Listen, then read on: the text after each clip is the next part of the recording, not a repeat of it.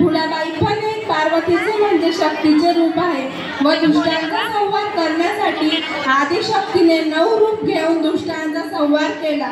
जेव्हा जेव्हा जगावर संकट आहे तेव्हा तेव्हा शक्तीने तारले आहे व दुष्टांचा संहार केला आहे। आधुनिक युगातील दुष्टांचा संहार करण्यासाठी पुन्हा एकदा आदिशक्तीला जागृत करण्याची आवश्यकता आहे।